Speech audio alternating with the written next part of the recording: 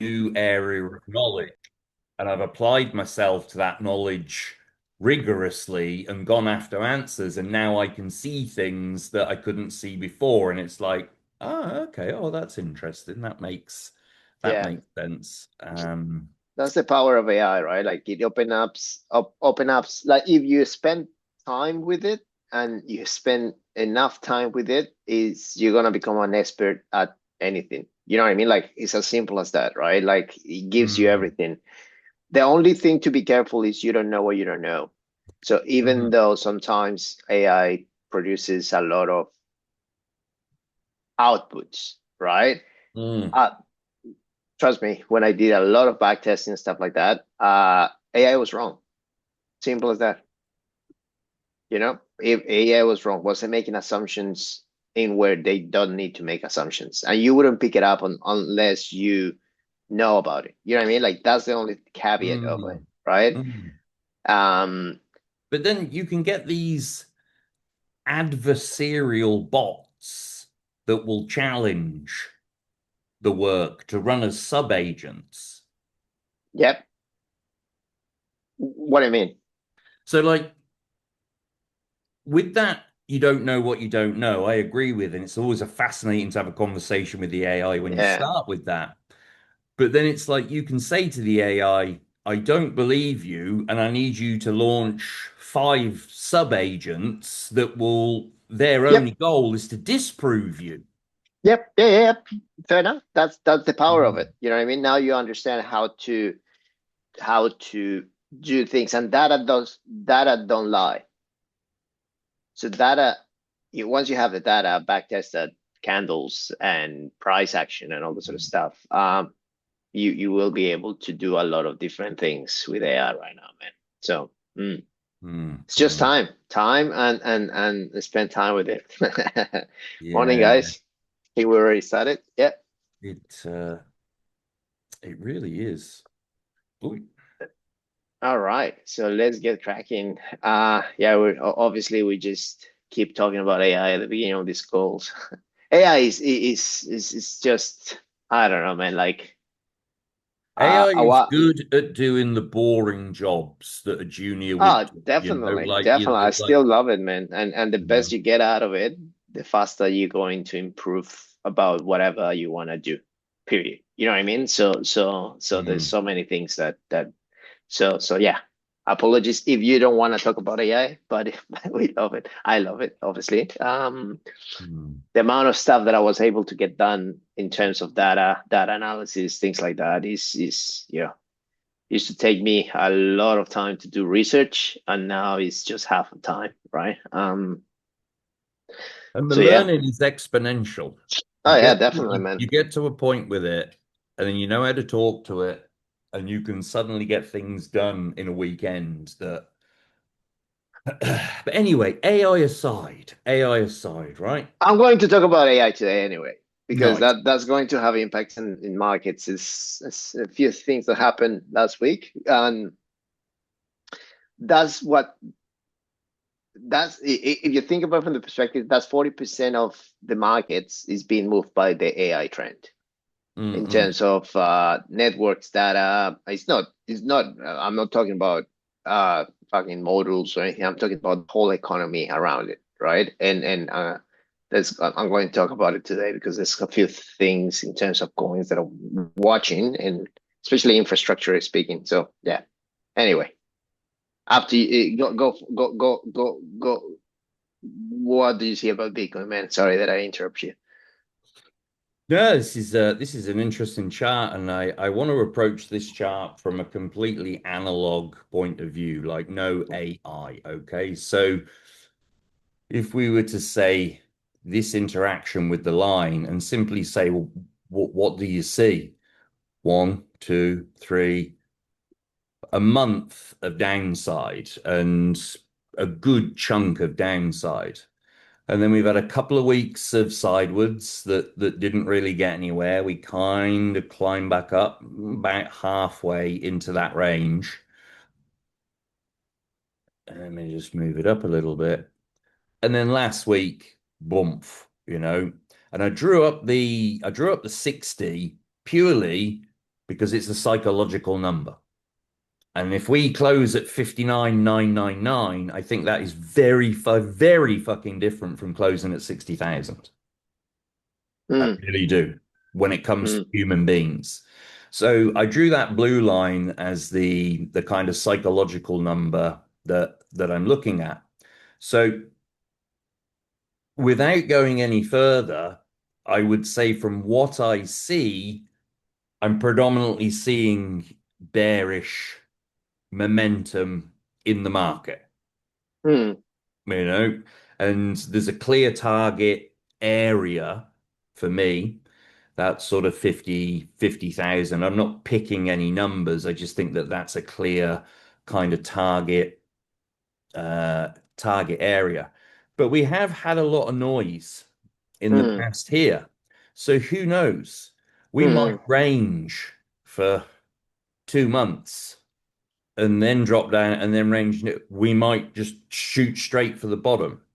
We mm-hmm, might start to go up and reclaim. So if we start with the could we flip this to bullish? Well, what would we need to do? I think first of all we'd need to finish above 60,000, but ideally, I think I just drew maybe that as a rough line at 60,000, perhaps. No, actually, that was a line I drew on the daily. That's why it's a bit off. But effectively, we would want to close this week back within this box. If we could, back above the box would be even more bullish. Then we would need to retest it, and then we would need to start going after some of these old all-time highs. So I'm going to give us like a 5% chance of that happening. So then it comes to just ranging and time wasting, just going up and down. In this range before we head down or just going straight down. They're kind of the same thing to me at the moment.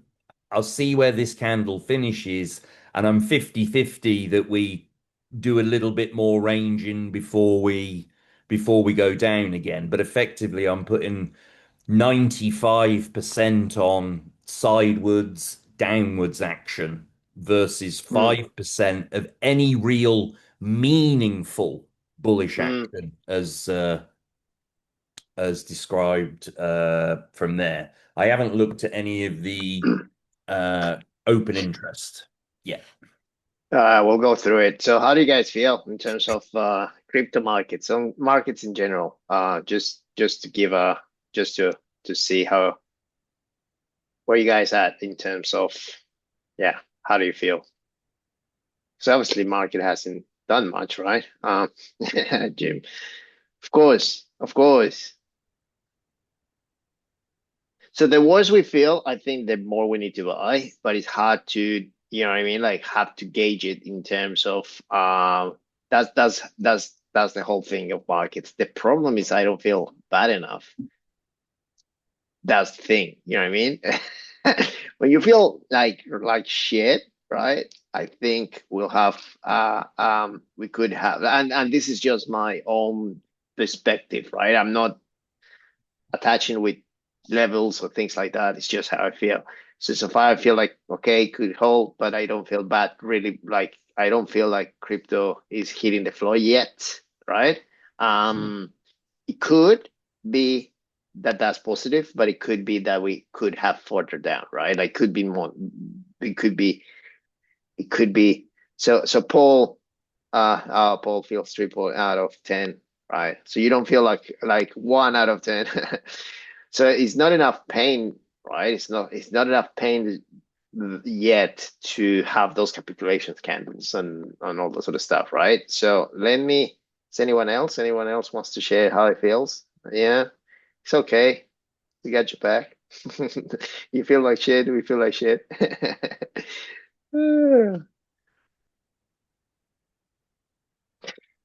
Yeah, Donna.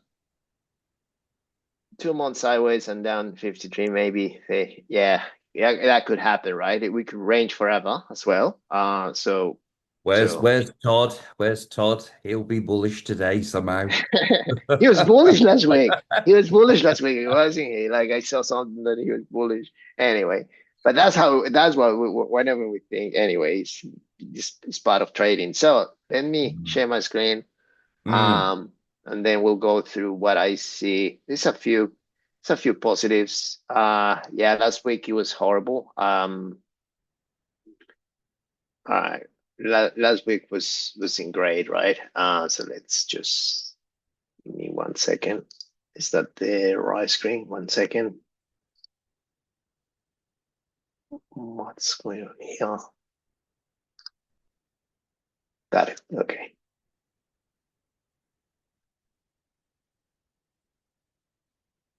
Where is my screen? There you go. Okay. All right. So, let's start. So this is all the stuff we did last week, right? So we were hoping, so last week we were here, right? Obviously, if we analyze what happened the whole week, one day to day, like the whole week was kind of down, right? That was, yeah, last week right here, Monday, right here. Okay, so Monday was pretty solid. We were waiting to see if we were actually going to break this 66 area. We didn't, and then therefore rejected, and now we're back here, right? We're back here. I did talk about it here in terms of, is this an area to hold? And this area, like Ian said, yeah, 60,000 is a psychological level, but this is the level that I've been sort of drawing for a while. And if you zoom further a little bit, right, there's a lot of sort of liquidity coming through there. However, that liquidity doesn't actually stop there, but that's the beginning of that bullish run that we had, right? So if you see here, like if I, let me extend this line.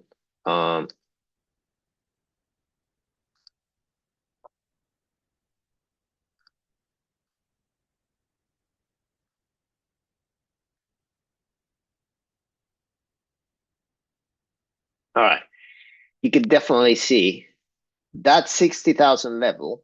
That was the place in where in September 2024, right, bounced out of it and did that huge run and never stopped, right, all the way up to 100.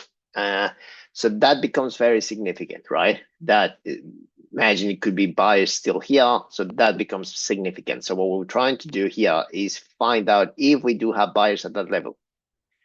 And that's basically what we want, right? Like, for instance, if we have that breakout, right, are enough buyers here to drive the market up or not? If they're not buyers, then essentially we might see pullbacks, right? Or not enough until we find levels that are attractive to buyers in a nutshell, right? That's what we trying to see. So far, yes, on Wednesday, I saw a little bit of buying, but it hasn't actually been significant, right? We still, however, this is weekend price action. So you know how I feel about the weekend price action. So we still need to, this could go a little bit lower, but the fact is that before the weekend, we did have buy.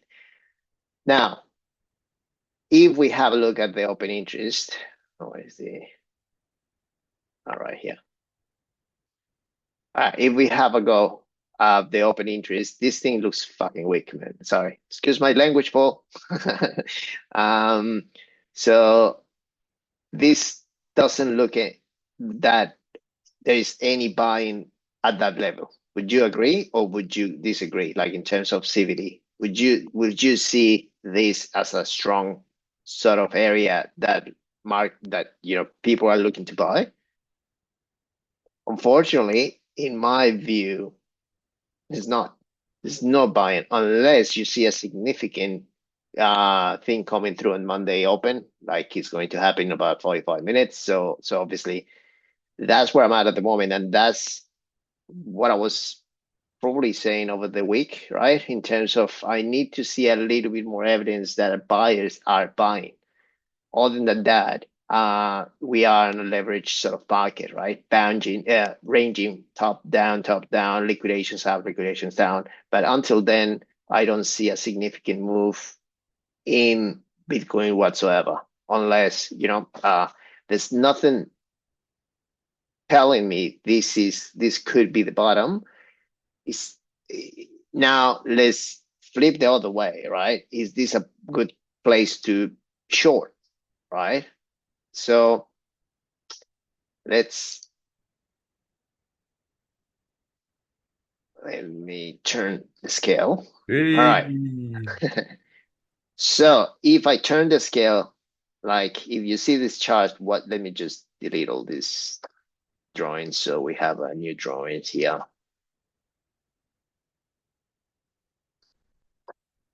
All right. If you see all this stuff, this chart just like this, what do you see?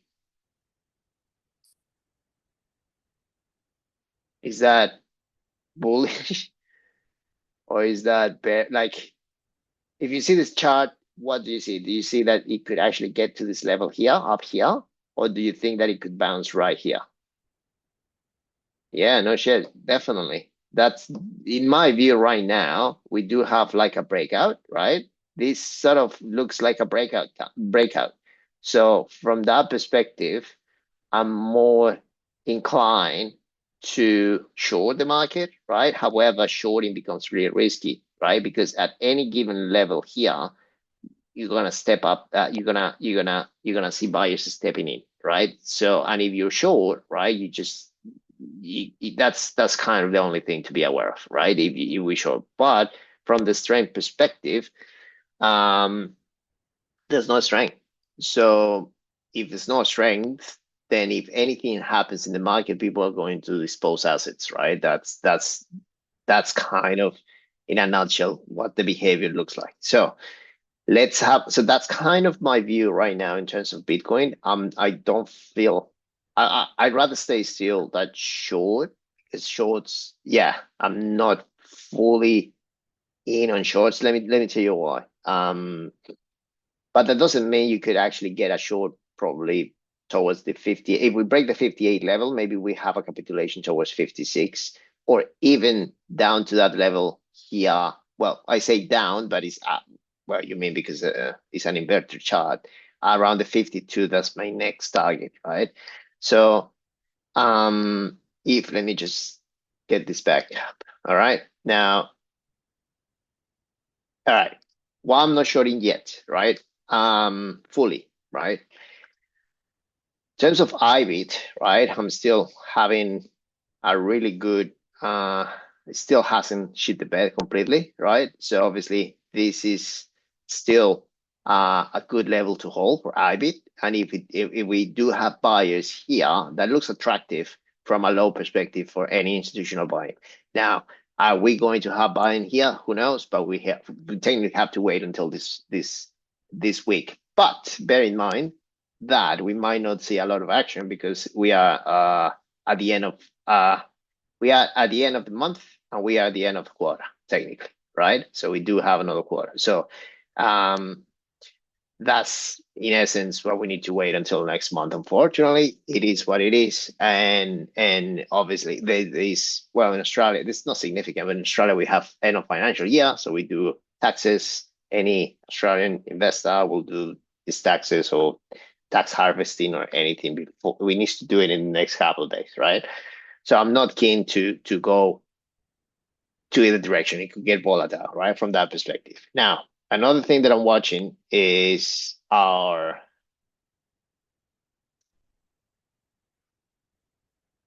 USDT USDC dominance.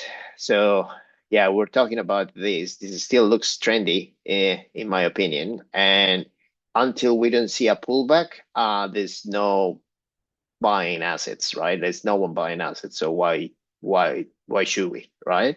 So that's basically where I'm at, right?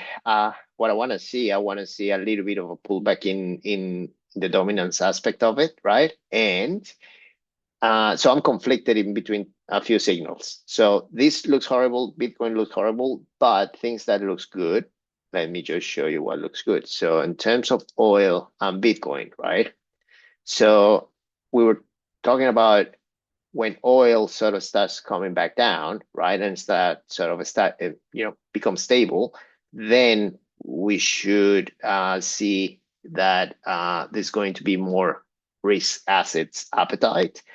And this looks like an interesting level, right? So if we have a look at oil, look at what happened last time. So oil is kind of at the same level before the conflict started. So this is when the conflict around, like, so we are at a pretty good level in terms of oil. So that's positive, right? That's positive in the market, right? Now, if you have a look what happened before, right here, it usually takes a little bit of time, right? And then this is when oil sort of starts become stable, give or take, right? And then that's when this Bitcoin starts going ballistic, right? So that's kind of where I'm at tracking it. It's very early to say now in terms of a long term. So that's why we could see we could see a lot of volatility around. But this is positive. So I have positive and negative. What's the positive? What's the negative as well? There's a big I did talk about it last week, MSTR. So MSTR, big driver of Bitcoin buys and things like that. This thing is like is doing pretty bad unless they come in and start buying Bitcoin or having a little bit of recovery. This could create a lot of weakness in the market as well, right? Because essentially this is the model of many other treasury companies doing the same thing that MSTR is doing, and it's not working, right? It's not working now, but that's kind of the strategy of MSTR. But I do want to see a little bit of recovery in this, more confidence to actually see that the market is going to hold there, right? So that's kind of things that I'm conflicted, right? So yeah, unfortunately, there's nothing for me to say, all right, this is going to hold, but it's nothing like, yeah, this is going to shit the bed right now, everything. It looks like I'm more inclined towards the shorting, to be honest, to weakness than the hold, based on what I just said. Like in terms of if I put in probabilities, I'll say, probably 70 down, 30 up, but I still have that 30 up that I'm waiting to see if we hold that. So until then, I'm not willing to add on any position, open some stuff or anything like that. So yeah, that's kind of where I'm at. If you look at Ethereum, like everything is looking pretty much the same. The only one that I'm seeing, which I talked to you guys on Friday, was Solana. So Solana is looking a little bit better than the rest, right? Solana hit the 61 level, man. So it could be an attractive level, and you can actually see a little bit of the structure, right? In terms of daily, you could see that a trend could begin to form. This is low, this is higher lows, right? But we haven't had that breakouts yet, right? So this is the one that I'm more interested. That's why I was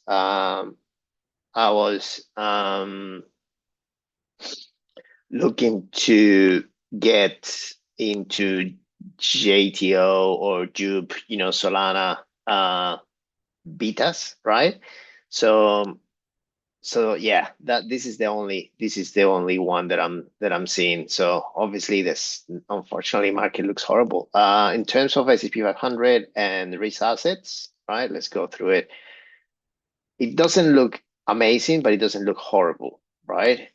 This is the thing that I want to talk about in terms of AI. So there was some news, right, over the weekend that Thursday, ChatGPT was going to release the 5.6, and then the government again said that they need to hold back. Same thing that they did with Anthropic.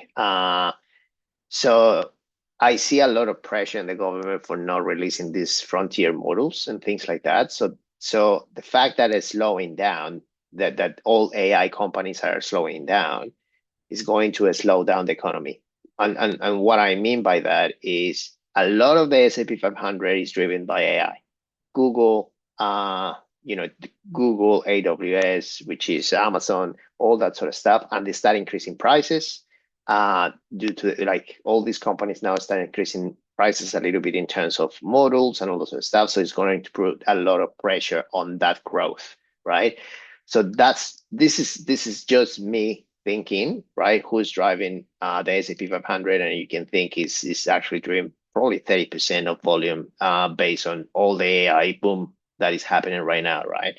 So if that starts slowing down, maybe we might see a little bit of S&P 500 slowing down. If that happens, right, that's something to be cognizant, because obviously if we do have a dump on the S&P 500 or a slowdown on S&P 500, that's going to create pressure on the risk assets, right? And obviously Bitcoin is going to be affected. All crypto is going to be affected. So that's that's that's it. You know what I mean? And James, there's several factors why now job losses, real estate crashing, corporate office. Yes, yes, yes. You can actually see all that stuff actually playing out.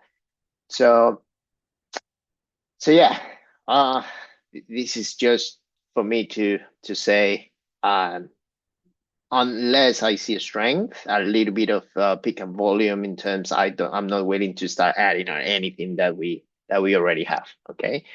So yeah, that's basically where I'm at.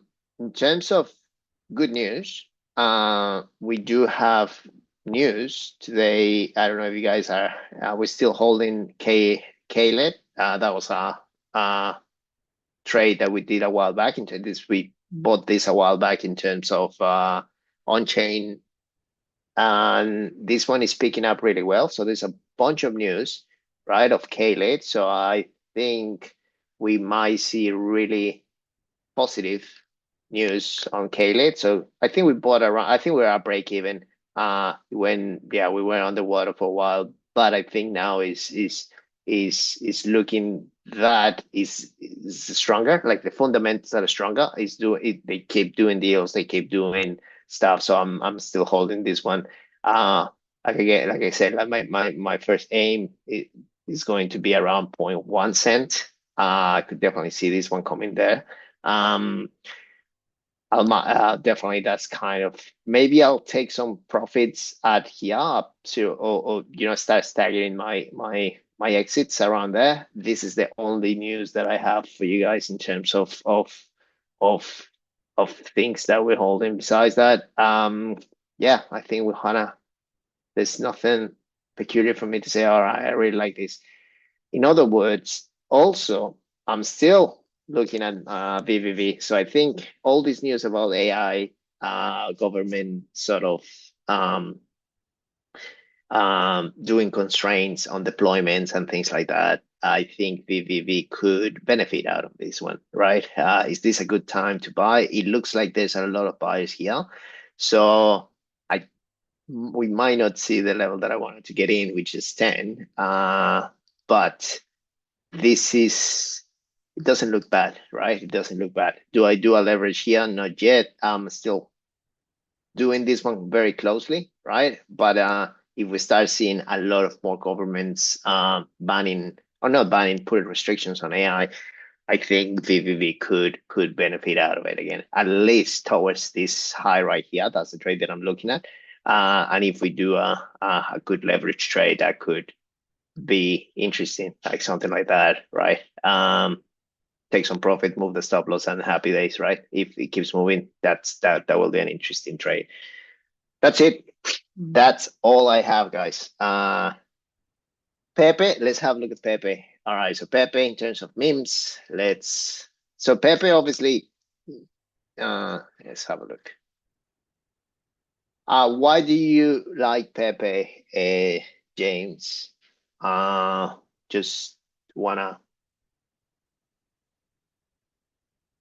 pick your brain.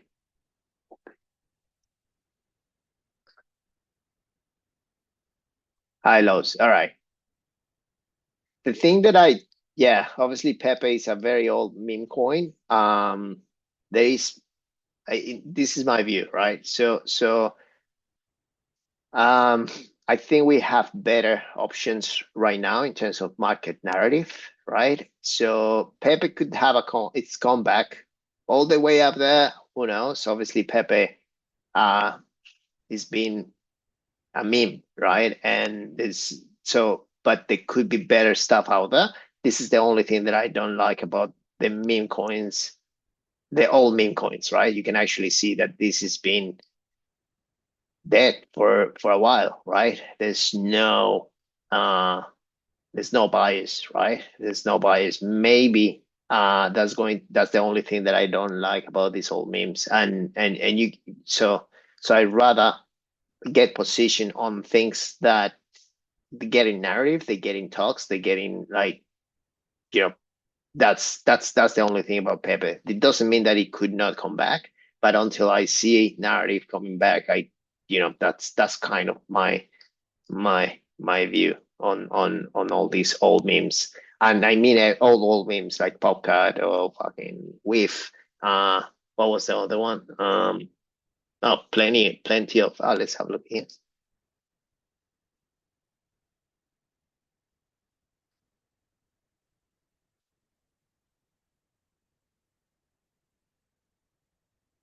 Rats, Peanut, Turbo, Dodge, even Dodge, Boom, Shiv, Mog, right? All this sort of stuff. Yeah, yeah. I don't know. Very volatile.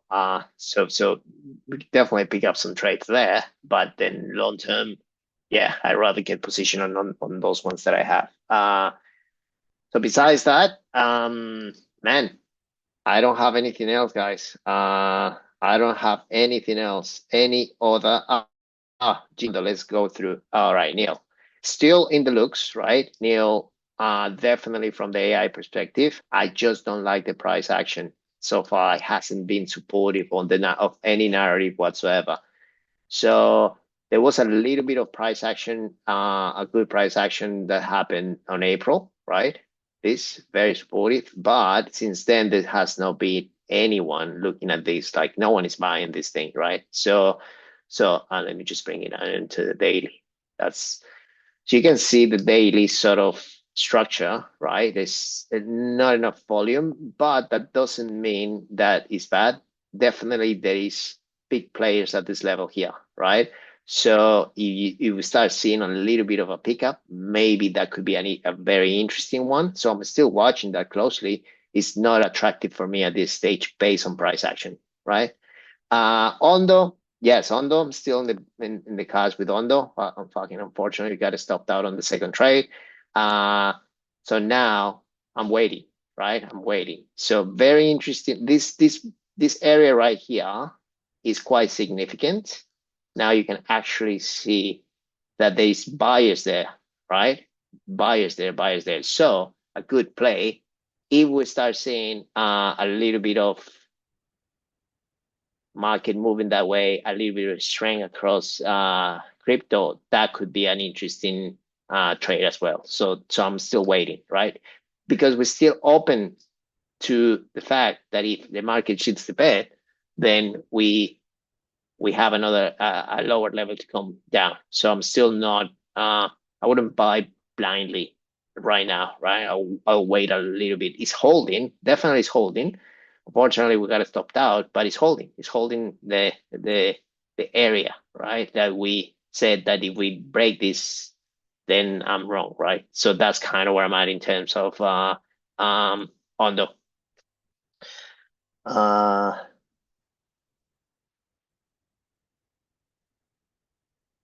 cashing out, how base. All right. Okay, gold. All right. I don't know much about gold, but we could have a read of that definitely.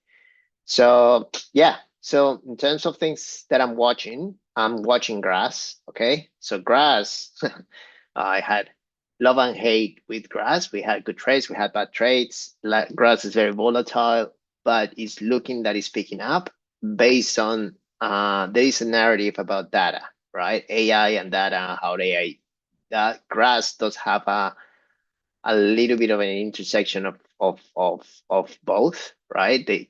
Grass is a company, data provider company, decentralized in a way. It's still a company, same thing as so it does produce something, right? It does have revenue levels, it does have something like that. So So I'm watching this one, right?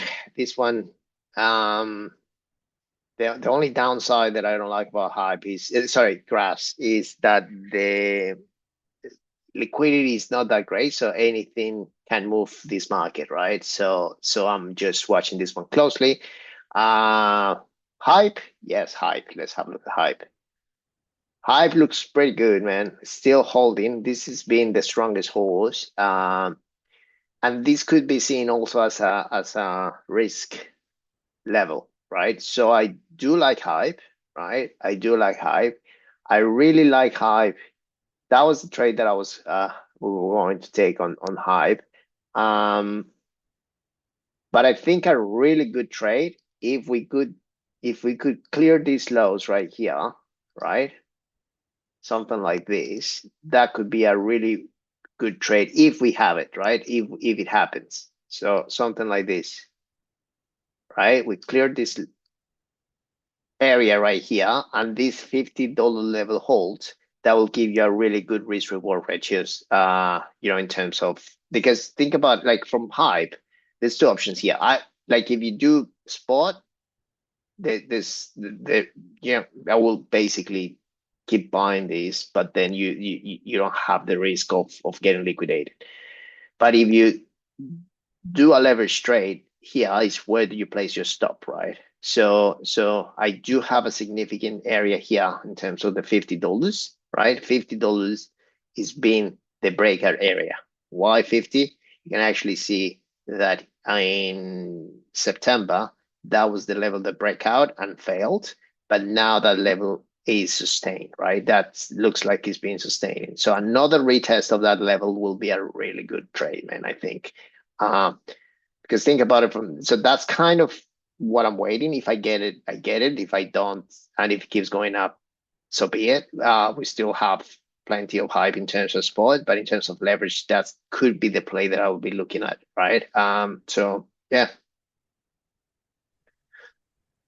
Nice, nice.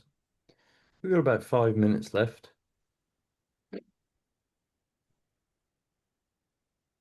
Retaria. Is Oh, Retaria making Retario, a fucking comeback? Retario. Let's have a look at Retario. I don't know, man. You did the Oh. uh let's have a look It's at. gone from being a comedy to a horrible taste in the mouth. Yeah, and you think about how crypto works in terms of narratives, right? This thing was the hottest thing ever in the meme sector. Is this the right chart? Shit, this looks fucking horrible. Um, Maybe I'm not opening the right chart. It's not Retario. Let's have a look. Retario, Kraken. Kraken has Retario? All right, look at this. Okay. Obviously we're missing the big picture here, like but something needs to happen in terms of narrative, right? To pick up Retario. Like in terms of price action, this is not a price action chart. This is just a social thing. If a new thing comes along for Retario, that's the only thing that I will be watching to ever come back, right? But if you look at the chart, there's no one buying this thing unless like because they right now, risk assets are not being looked at. Like risk assets are dead. However, this is the time to look at risk assets. Would I go in on Retario? Not really. This is, what I mean, nothing pulling my like. This is an old stuff, uh, and crypto always favors the new narratives, right? All new stuff, man, is the things that pump, and then if they hold, they hold. If they dump, they dump. You know what I mean? Like, so yeah. Unfortunately, I don't know.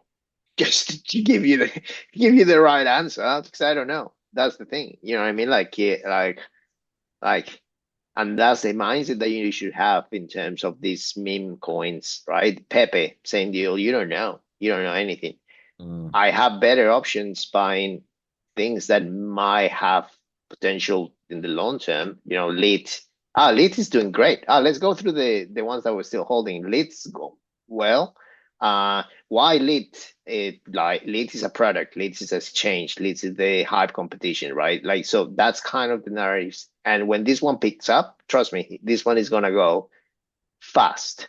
Why? Because if this one is holding the bear markets, I like the position that we have here because if this one is holding on horrible markets, when Bitcoin picks up, I will expect this one at least go to 3 or 4. You know what I mean? And then because they have better narratives, right?